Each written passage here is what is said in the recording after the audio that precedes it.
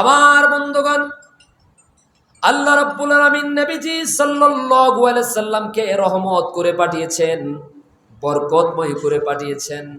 রাসূল যখন পৃথিবীতে এলেন, নবীজি সাল্লাল্লাহু আলাইহি সাল্লামকে দুধ পান করাবার জন্য সেই সময়ের আরবের সংস্কৃতি অনুযায়ী মক্কার যে উপত্যকা, এই জায়গাটা ছিল মরুময়, এই জায়গাটা ছিল একেবারে শুষ্ক, যার কারণে ওই এলাকার মায়েদের দুধ একটু কম থাকতো।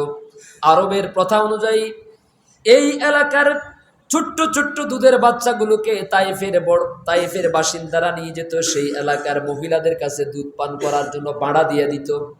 রাসূল পৃথিবীতে আসলেন, নবীজি সাল্লাল্লাহু আলাইহি সাল্লামকে যখন তায়েফের ময়দান থেকে নেওয়ার জন্য অনেকগুলো মহিলারা আসলেন, পুরুষেরা আসলেন, সবাই বড় বড় ধনাঢ্য পরিবারের ছেলে মেয়েদেরকে নিয়ে গেল, বাচ্চাদেরকে নিয়ে গেল। কিন্তু রাসূল মুহাম্মদ সাল্লাল্লাহু আলাইহি সাল্লাম এতিম, নবীজি অসহায়, এই জন্য রাসূলকে নেওয়ার জন্য কেউ রাজি হয় নাই। আমার বন্ধুগণ, রাসূল কারীম সাল্লাল্লাহু আলাইহি সাল্লাম অত্যন্ত অসহায় ছিলেন। আল্লাহ রাব্বুল আলামিন কুরআনুল কারীমের মধ্যে বলছেন, ফাআম্মাল ইয়াতীমা ফালা আলাম ইয়াজিদকা ইয়াতীমান ফাআওয়া আলাম ইয়াজিদকা ইয়াতীমান ফাআওয়া। ও নবী, আমি আল্লাহ কি আপনাকে নিঃস্ব অবস্থায়, এতিম অবস্থায় পাই নাই? আবার আপনাকে নিঃস্ব অবস্থায় থেকে আমি আল্লাহ তাআলা আপনাকে আশ্রয় দান করেছি। আপনি তো এতিম ছিলেন, আপনি তো অসহায় ছিলেন, ছিলেন না? জন্মের 6 মাস আগেই বাবা দুনিয়া থেকে ইন্তেকাল হয়ে গেছেন, গেছেন কিনা? জন্মের 6 বছর পরে আবার মা দুনিয়া থেকে ইন্তেকাল হয়ে গেলেন। লালন পালন করার জন্য, দেখাশোনা করার জন্য আল্লাহর হাবিব সাল্লাল্লাহু আলাইহি সাল্লামের আপনজন বলতে তেমন আর কেউ ছিল না। লালন পালনের দায়িত্ব নিলেন দাদা আব্দুল মুত্তালিব। তিনিও যখন কিছুদিন পরে মারা গেলেন, লালন পালনের দায়িত্ব নিলেন আবু তালেব। আবু তালেব রাসূল কারীম সাল্লাল্লাহু আলাইহি সাল্লামের নবুয়ত পর্যন্ত, নবুয়তের 2-3 বছর পর্যন্ত জীবিত ছিলেন। আল্লাহর হাবিবকে চতুর্দিক থেকে আশ্রয় দিয়ে সহযোগিতা করতেন। প্রিয় ভাইয়েরা আমার, এই অসহায় এতিম মানুষটাকে, বাচ্চাটাকে কেউ নিতে চায় না, সবাই বড় বড় লোকেদের ধনী দুলালগুলোকে নিয়ে গেছে। সর্বশেষ ভাগ্যবতী হালিমা যখন আর কাউকে পেল না, শেষ পর্যন্ত স্বামীকে বললেন, প্রাণের স্বামী, খালি হাতে মক্কা থেকে তাইফে ফিরে যাওয়ার চাইতে আমার মনে হয় এই এতিম বাচ্চাটাকে, অসহায় বাচ্চাটাকে নিয়ে দেওয়া উত্তম হবে আমাদের জন্য।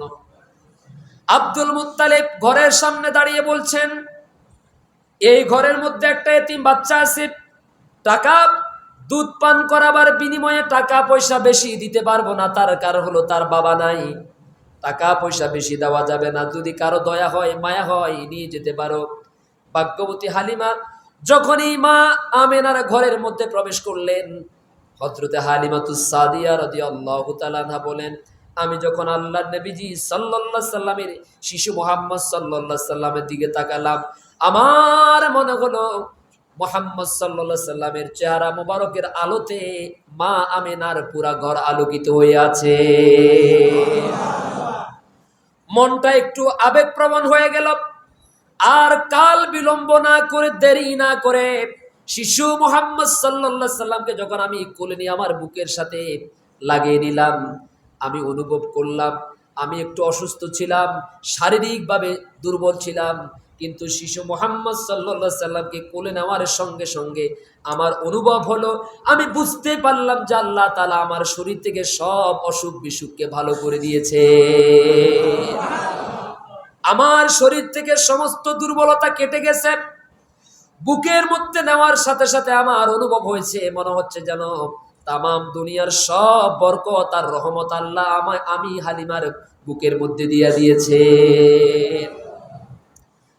কোলে করে বের হলাম, উটের উপরে সওয়ার হলাম।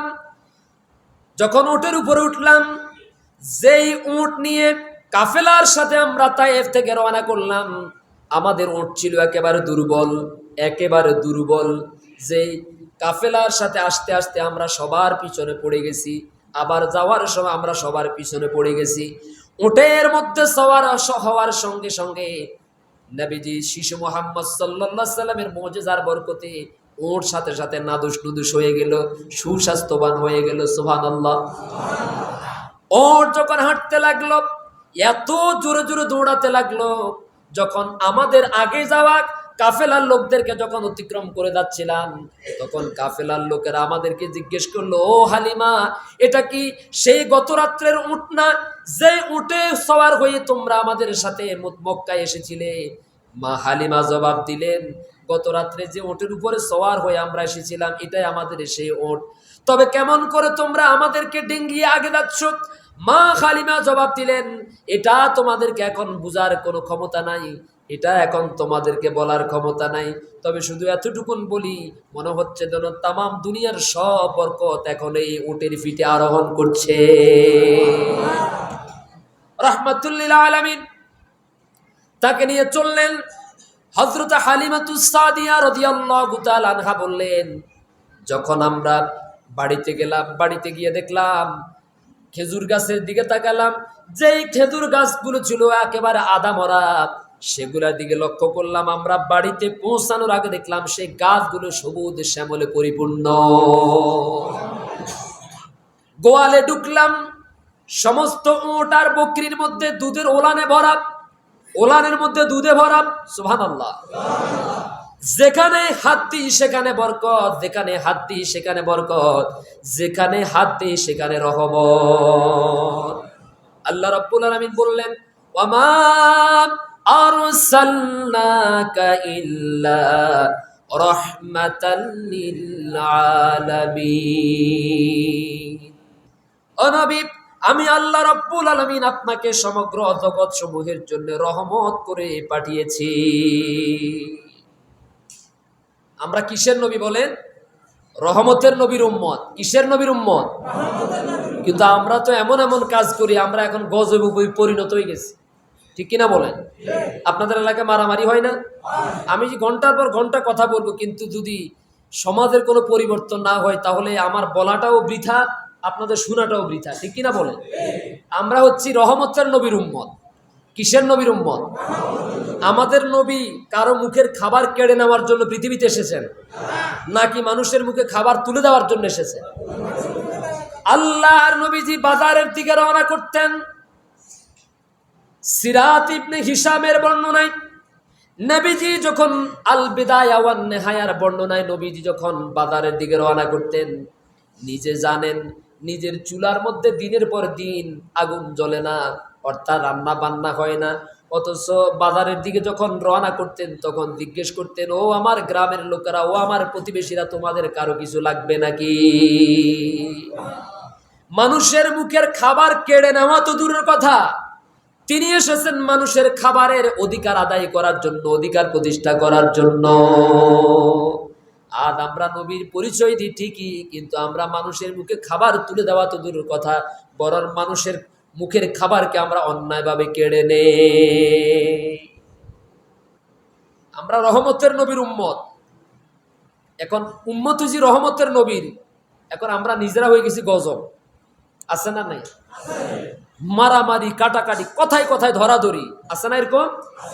আচ্ছা, মনে রাখবেন, হায়াত খুব সীমিত, হায়াত খুব সীমিত। যেই কোনো মুহূর্তে মালাকুল মউত আপনার কাছে আসতে পারে, আপনাকে অ্যারেস্ট করতে পারে। পুলিশ আপনাকে ধরলে থানায় নিয়ে যাওয়ার আগে হয়তো কেউ সুপারিশ করলে ছাড়ার সম্ভাবনা আছে। হাতের মধ্যে হ্যান্ডকাপ লাগালে এই হ্যান্ডকাপ খোলার ব্যবস্থা করা যেতে পারে। রিমান্ডে দিলে, রিমান্ড মঞ্জুর হলে সেখান থেকে আপনাকে উদ্ধার করা যেতে পারে। কিন্তু মালাকুল মউত আজরাইল যদি কাউকে একবার হ্যান্ডকাপ লাগায়, একবার যদি গ্রেপ্তার করে, একবার যদি অ্যারেস্ট করে, একবার যদি পাকড়াও করে, আল্লাহর কসম, মালাকুল মউত আজরাইলের হাত থেকে আপনাকে বাঁচায় রাখার ক্ষমতা কারো। সুতরাং জীবনের প্রত্যেকটি, আজকে সূর্যের আলো দেখছেন, আগামীকাল সূর্যের আলো দেখবেন, এরকম গ্যারান্টি কে দিতে পারবেন? তার মানে চিন্তা করে দেখা উচিত, একটু ভেবে দেখা উচিত।